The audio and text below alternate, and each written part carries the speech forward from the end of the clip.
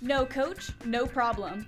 Hear how the women's club basketball team has worked together to establish a student-run program fueled by their passion for the sport.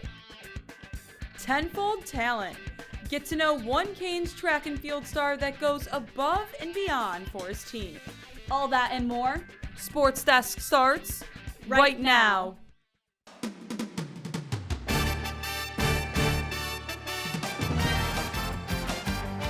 I'm Ed Reed, and you're watching Sports Desk.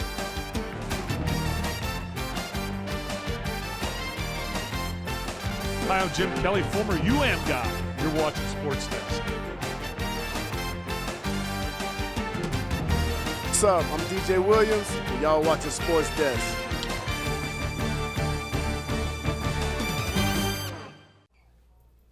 Hello and welcome to Sports Desk. I'm Penelope Gilbert.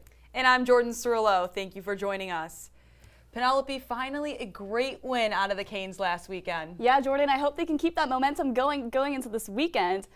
Things are looking up for Canes baseball after they won their first conference series at Pitt last weekend, then Bethune-Cookman at home on Wednesday. Let's take you to Mark Light Field to see how the Canes dominated the Wildcats. Taking it back to Wednesday night at the Light, pitcher Reese Lumpkin got the start, and rightfully so. He allowed just one hit and one earned run in 6 innings. Cuvée with a single to the left. That'll get Peralta to third base. Rodriguez at bat for the Wildcats. He hits this one out of the park for their only run of the game. At the top of the third, a hit for the Wildcats there, but Ogden picks it up and shoots it over to first base for an out. Lumpkin with another strikeout for a total of 3 that night. Fabio Peralta sends one into right field, and that will go out of the park. A huge 3-run homer to put Miami in the lead 4-1. Taking it to the 6th inning, Derek Williams with a moonshot that'll go over the scoreboard. Another run for the Canes, his 7th of the season. Jake Ogden at bat with a solid hit into left field, and that's enough to bring another run for Miami and seal the deal. The Canes dominate the Wildcats in 7 innings, 11-1 in a mercy rule. Coming off their first ACC series win, the Canes are looking to carry that momentum into tonight's game against Duke. Ashley Friedland and Jake Baum are live in studio to give us a preview of what to expect. Guys? Thanks, Jordan. Welcome to Inside Pitch. I'm your host, Ashley Friedland, joined by analyst Jake Baum. And Miami had their first ACC win last weekend and their first series win since Princeton. So what did Miami do on both sides of the plate to change their momentum for this season? Well, Ashley, consistency is the name of the game, and against Pitt in the Steel City, that was what they had, 9, 2, and 14, the amount of runs they scored in this weekend series, and that's an average of more than 8 runs per game, something they haven't been able to accomplish for the majority of this season. So when you can produce runs like this, and the pitching, isn't always there to back you up, but when you're scoring runs like this, you don't always need it, and you can kind of counteract that deficiency on the pitching side. Absolutely, Miami's offense is strong, and Miami's defense has been the kind of weak part of this season. But JD did change up the order last weekend, and it's continuing into this weekend. So what does the new pitching order have to do with the rest of the season? Well, on the entire Miami roster, you have 5. Yes, you heard me, 5 pitchers with a ERA below 5. That's not a great number, but now 3 of them are in the Friday, Saturday, Sunday rotation thanks to JT Arteaga's switch this past week. You got Griffin Yugas, AJ Siskar, and Tate Darius, okay? And these guys have been producing less than 4 runs allowed in their last few matchups. They've won 3 out of their last 4. So it's working out for JD and for the Canes. Let's see if they can keep it going this weekend against Duke. Yes, but reporter Taryn Jacobs is live in studio to update us on Nick Roberts' recent injury. He was previously the Friday night starting pitcher. Taryn, what's the latest update? Ashley, well, Nick Robert will miss the rest of the 2025 season after an elbow injury in his throwing arm. Robert ends the season with a 7.14 ERA, 2 wins and 4 losses, and 38 strikeouts all over 29 innings pitched. And with all the changes in the bullpen, I got to talk to the Canes' new Sunday starting pitcher, freshman Tate Darius, earlier today to hear a little bit about how he feels about the bump. What's kind of your mindset going into this game as your first start here? I'm excited, definitely getting my first start at home, with the home crowd here, it'll feel really good. This is what I've dreamed of since I was a little kid, so it's exciting. Have you gotten any advice from the older kids, maybe Griffin, who's been playing really well so far since you've been here? Griff's a stud. Brian, obviously going to the bullpen, he's a stud. He's my role model on the team, so, I look up to him a lot and I talk to him a lot, so it's great to talk to those guys and, have them, support me when I'm out there. There's been a lot of changes in the bullpen, lots of movement around, lots of pitchers playing in almost every single game so far this season. What's kind of the environment like in this bullpen? Your name gets called, you go out there and however many innings they have you go in the game, you're going to do your job. And, I think everybody's, embraced that role. It's the first weekend with this solidified rotation, so we will see how Darius and the rest of the squad fare. Back to you guys.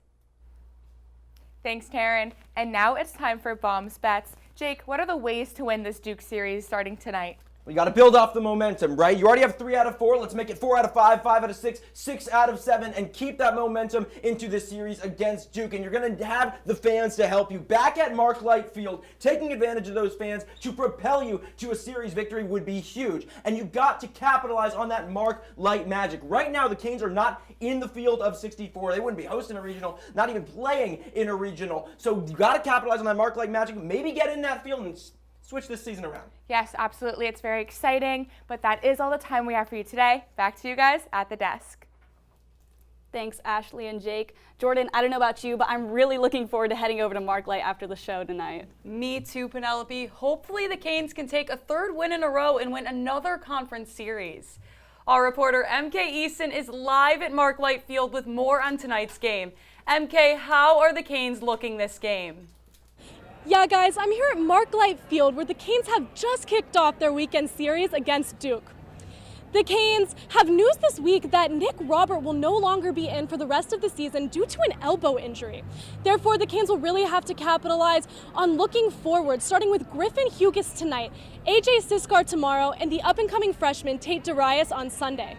The Canes are 4-8 in the conference, putting them at number 14 in the ACC. So a series win over 9th in that category, Duke, could be crucial to their ACC standing and their national standing. The Canes have won a lot of games against teams like UNC and FSU, but they haven't been able to win the series against higher-ranked teams like those. Guys? Hoping for a big win tonight, but MK, we're both dying to know, what is this weekend's Mark Light milkshake flavor? Yeah, guys, this weekend's flavor is a little bit out of the ordinary. It's pimento cheese. Let's give it a try. I can definitely say that's not for everybody, but shout out to the Mark Light guys for always trying to make something fun and creative for the fans. Oh, not for me. Not for me. You can really taste the potato chip in this one. Make sure you head down to Mark Light this weekend, grab a shake, and enjoy some Canes baseball. Guys? Thanks, MK. I'm looking forward to heading over to Mark Light for the rest of the game. But coming up on Sports Desk, Johnny Mushton takes us behind the post and back in time as the U celebrates its 100th birthday. Stay with us.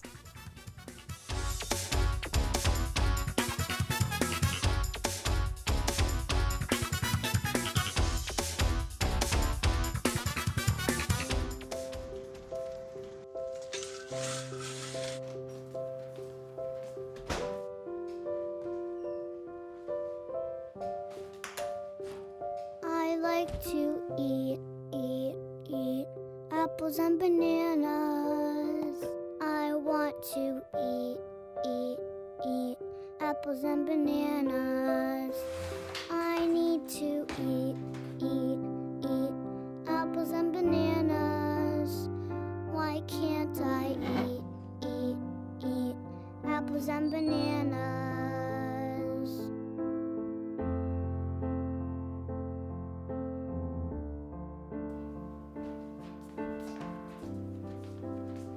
Support the Feeding America nationwide network of food banks to help provide meals to those in need. Join us at feedingamerica.org.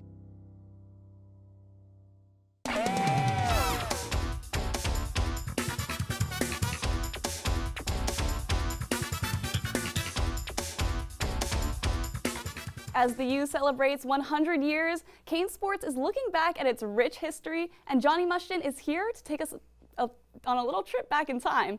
Johnny, start the time machine. Well, folks, here we are. 100 years of the University of Miami. In that amount of time, you could take 1,000 courses, watch 1.75 million episodes of SportsDesk, listen to 35,000 Cory Booker filibusters, or even cook 52 million boxes of minute rice. So in honor of centennial celebrations, I want to take all of you back in time.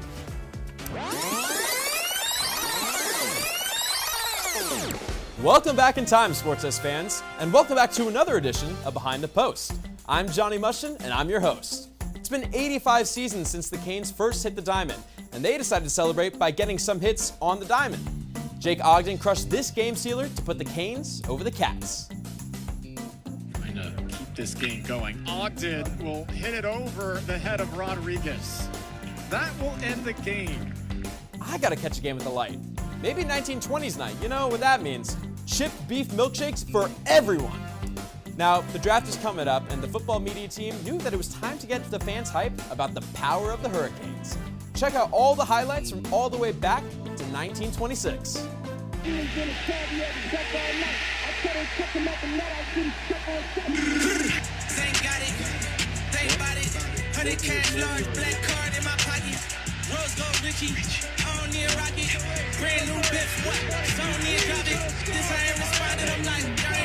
The Canes are more explosive than those Centennial fireworks. You know, the ones that didn't malfunction at all. Nothing went wrong. What are you talking about? Nothing went wrong at all. In all seriousness, it is a privilege to be here in the City Beautiful celebrating 100 years of the best school on earth. I hope I get to be at this school until I'm Cam McCormick's age. And always remember, when SportsDesk is turned on, you know that Canes socials are going strong. I'm Johnny Mushin, and I just took all of you behind the post. Back to the present. Thank you, Johnny. The NCAA basketball season officially wrapped up earlier this week, and the Canes men's and women's basketball staff has been hard at work building next season's rosters. Our Hurricane Hang Time crew is here to talk all things transfers. Guys? Hello, everyone, and welcome back to another segment of Hurricane Hang Time. I'm your host, Riley McManus, joined by Gio Alonso and Tucker Kinney. Starting off, the men's team has gotten some transfers, 2 specifically in the past week. Gio, tell us more about these athletes and what they can contribute to the U. Yeah, Riley, it's absolutely been another busy week for the Miami Hurricanes men's basketball program. First, I want to talk about Ernest Uday Jr., an Orlando native who started his career at Kansas before spending the last 2 years at TCU. Now, Uday is not exactly an offensive weapon, but he will be a strong rebounder with good length at 6'11", and also a strong defender, which Miami desperately needs down low in the paint, averaging more than a block and a steal per game last year. But another crown jewel I want to bring up is True Washington, the third leading scorer for the New Mexico Lobos last year. While he is a bit of an inconsistent shooter, that's not what draws my attention. What draws my attention is his defensive prowess, with over 2 steals per game and being an honorable mention for all Mountain West Conference last year, and being a key reason to why the Lobos won a conference game. It's interesting to see how Jay Lucas is building out this roster, and we'll see what he does to continue it throughout the coming weeks and months. Thank you, Gio. Tucker, the women's team has also gotten new players. Tell us more about them. Yeah, Riley, the women's team got 2 new players this week, starting off with Quinnipiac guard Gal Raviv, an Israeli international. She's represented her nation at the U level, including at the FIBA U18 Women's Eurobasket, where she averaged 17.3 points per game over 7 games. She also, as a freshman, started all 33 games this year, including against Miami, where she dropped 25 points. With 3 years of eligibility, she could be the next star for the Canes with a profile akin to a Haley Cavender. The other player that they got was another guard named Amarachi Kimpson from UNLV. She averaged 14.5 points per game this season and won her 2nd consecutive Mountain West Conference championship. She was named last year as a 2024 Mountain West Rookie of the Year and 6th Player of the Year. With these signings, it's clear that Trisha Culp is focusing on a blend of experience and talent as she looks to build long-term success here at the U. Thank you, Tucker. Well, that's all the time we have for today. Back to you at the desk. Thanks, guys. UM students take their love for basketball a step further with the creation of a student-run women's club basketball program. Matt Keegan has the story. Meet the UMiami Women's Club basketball team. Made up of athletes from all corners of the country, some former Division III athletes, they are one of the best club teams in the state of Florida. The only difference is, they opted out of a head coach for the entire season. So last semester we did have a coach and this semester we didn't, so it's definitely been a bit of a switch. We have an e-board made up of 3 people, and I would say that they do a really good job of like balancing each other out and really rallying the team together well, and also just the different personalities we have on the team. Everybody kind of loves each other, so it makes it very cohesive and we play well together. The team's identity lies in their cohesiveness without central leadership and relying on themselves to make decisions. Even without having a coach, we all kind of have to step up and kind of fend for ourselves, you know, with the subs and everything. We kind of know like who needs a sub, what play to run, and you know, we kind of just run it ourselves, which is nice. They look up to players like senior Jenna Romano to fill the executive roles. She helps organize their game schemes, which she also plays a key part in executing. I feel like for the most part, everyone is pretty much on the same page. I mean, we've all like played basketball before. Sometimes it's a little hard, like with like subbing and stuff. However, they don't let these decisions get between them. When you can come together as a family like they have, you know you're doing something right. As they get ready to finish out their season, one thing is for sure. They'll be there for each other until the last buzzer sounds. It's been great. I love it. Mac Keegan, UMTV. Coming up on Sports Desk, one woman honors her son's memory by starting a 5K race to raise awareness about his illness with a fun twist. But first, it's time for some trivia. Canes baseball meets Duke for the 68th time on the diamond. But how many wins do they have all time against the Blue Devils? Is it A, 45, B, 49, C, 53, or D, 57? Find out the answer when Sports Desk returns after the break.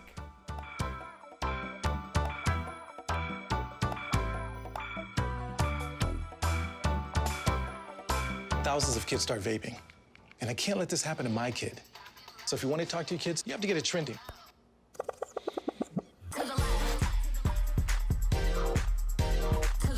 No, you're doing it wrong.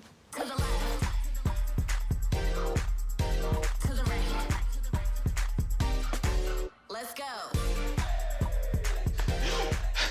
Can we talk? Yeah, what's up? Visit talkaboutVaping.org for tips on when and how to have the vape talk. Guys, I have a surprise for you. Oh no, not Ta-da! Oh no, take it back, take it back. You can have it. Take it, take it, take it. I'm gonna take it back. You know. God.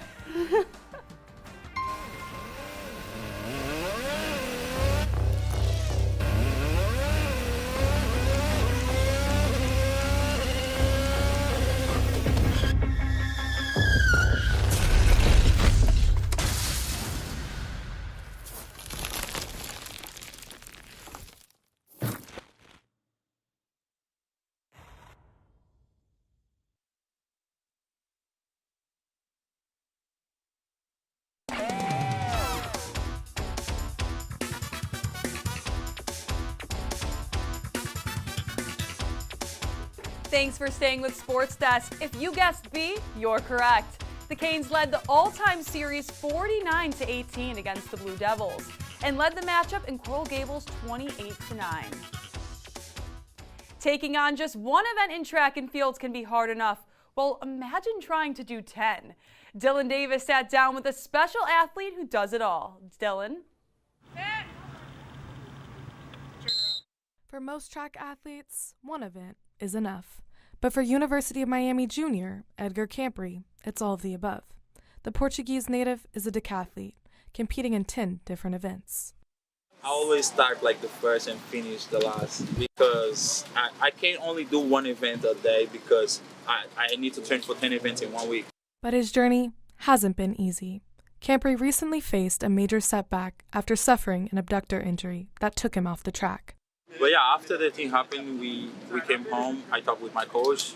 We were sad, of course, but we was trying to like think in the future, get over with the thing, like do some rehab, some training that make my abductor strong, and focus on the next competition that was ACC.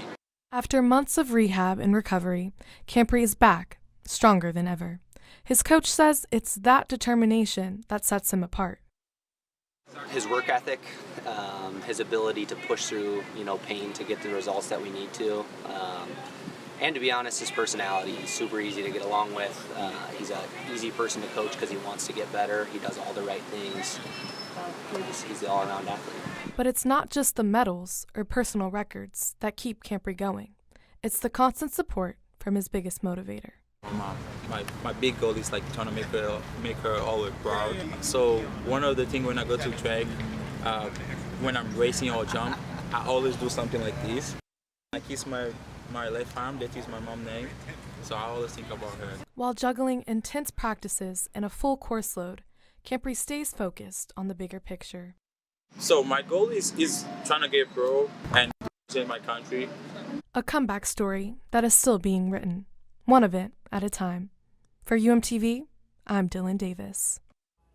Thank you, Dylan. Canes men's tennis finished their home season undefeated, and swim and dive is making a name for themselves in the ACC and beyond. Our O Sports Roundup crew is in studio with all the updates on Miami's Olympic sports. Guys. What's up, Canes fans, and welcome back to another edition of the O Sports Roundup. I'm Ariel Lopez. And I'm Luca Mucciardi. Ariel, I heard that Swim and Dive was able to cap off their season with a couple of accolades. What's going on over at the pools? Yes, Luca, the Miami Hurricanes diving team is making waves. On Thursday, Chiara Pellicani has been named the 2025 ACC Women's Diver of the Year after winning the NCAA title on the 1-meter springboard and earning multiple All-American honors. Head coach Dario DeFazio, in his first year at the helm, was named ACC Women's Diving Coach of the Year after he led 3 Hurricanes to a total of 6 All-American honors this season. Luca, I heard women's tennis is not doing so hot this week. What happened? Well, Miami women's tennis is coming off a loss to number 12 NC State 4-1 at home at the Shift, but they're going to look to bounce back this weekend with away matches at Duke and UNC before they travel to Cary, North Carolina on Tuesday for the ACC championships. Ariel, I heard that track and field made some Hurricanes history this past week. Why don't you tell us more? They sure did, Luca. The University of Miami track and field team shined at the Florida Relays, setting 2 top 5 program marks. Josh Jones ran the 5th fastest 800-meter time in school history, while George Franks clocked the 4th best 400-meter time ever for Miami. Luca, this week, tennis is on a win streak. What happened there? Well, men's tennis was able to cap off a perfect 13-0 record at home at the Shift with a 4-2 victory over number 55 Notre Dame. And Martin Katz is able to go into this last weekend of the season at a career-high number 20 in the rankings. They'll be back in action tonight up in Tallahassee to end off the regular season against Florida State. Well, Canes, that's all we have for this week's edition of the O Sports Roundup. Tune in next week, same time, same place. Back to you guys at the desk. Thanks, guys. Last weekend, many people participated in a one-of-a-kind 5K race that had competitors racing for bacon. Jalen Vaughn has the story on the woman who started this fun tradition for a great cause. 2, 1, go! On Saturday, hundreds of Miami locals laced up their shoes at sunrise to help a beloved UM sports fan fight his way back. I have 4 children. My oldest suffered a ruptured brain aneurysm 5 years ago. Gus Riley was just 14 years old when a brain aneurysm sent his body into a coma. Since then, Mary has found a way to help her son throughout his journey on relearning how to walk and talk again. Just recently, we've started fundraising to cover the extensive physical therapy costs. So I started curing and smoking bacon at home and selling baked goods. And it was exactly that made this 5K so unique in comparison to others. The grand prize at the finish? Bacon. So a lot of the time with the bacon, people, they're like, oh, bacon is, it's not great for you, it's not good. And so our sort of response to that is if someone's never run a 5K in their life and they come out and they run a 5K and they have 2 or 3 pieces of bacon afterwards, we consider that a win. As it turns out, the bacon was more than just a delicious reward. It was the key ingredient that brought hundreds of the community together for a good cause. Oh man, I ran the race for the bacon. The bacon number 1, 2, 3, and everything is good. From ages 75 all the way down to age 4. They weren't just chasing the finish line, but hope for a fellow Cane. Jalen Vaughn, UMTV. Thanks, Jalen. Still ahead on Sports Desk, Gold and Glory. Another win for your favorite late-night sports show. For decades, I've taught you everything I know.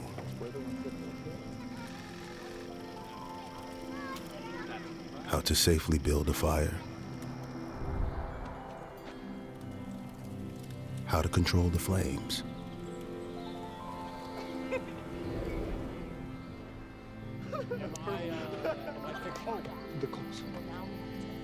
What to do with hot coals.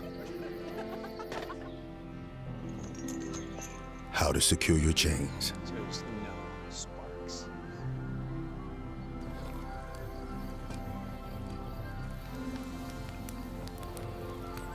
But I can only teach wildfire prevention.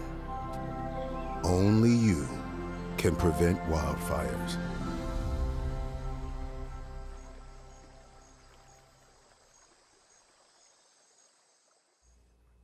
Soccer is on the rise in South Florida with the arrival of Lionel Messi and the formation of the Inter Miami FC.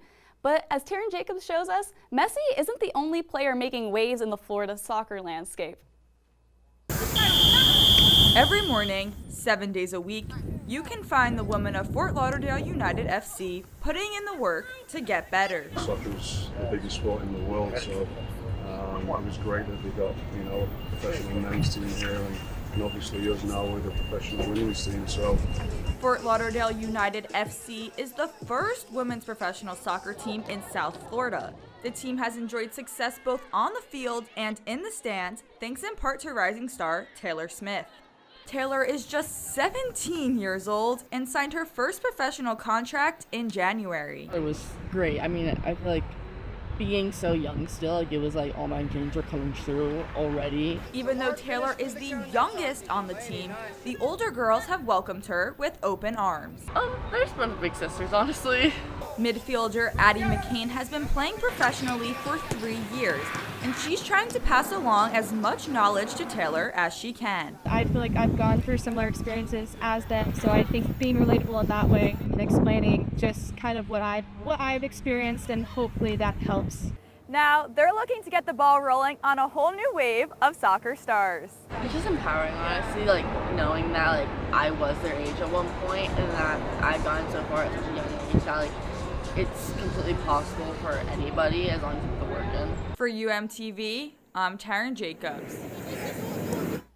Thanks, Taryn. Tuesday night, the Miami Marlins took on the New York Mets, and Derek Hill had quite the diving catch for the Marlins. Let's take you to Citi Field for this week's Play of the Day. Taylor up to bat for the Mets, gets the pitch from Henriquez. It's gonna go deep for the Mets. Derek Hill looking to track this one down, and a diving catch from Hill, robbing what would have been a bases-clearing double. A redemption from last week when Hill gave up a home run after the ball bounced off his glove and into the stands. The Mets end up defeating the Marlins 10-5, and that is your Play of the Day. Our executive producers and cast represented Sports Desk at the national level at the College Television Awards in Los Angeles last week, and they came back to Miami with some hardware.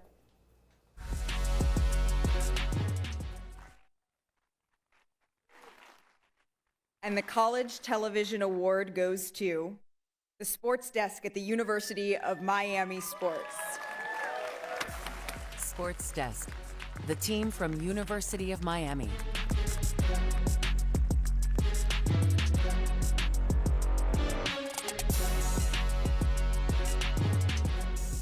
We are so proud of you guys for always running such an amazing show every single week. This was the most well-deserved award. For sure, 6 in a row. Congrats, guys. Thanks. May there be many more to come. Yeah. Wow. Here you go. Celebrate. Oh God, here you guys go. gotta try milkshake. Just for you. I think I already tried this. It's okay. All right. right. Well, I guess milkshake. It's great. So bad. Really good. Why is it spicy? It's spicy. It's a little like salty. Do you taste the potato chip?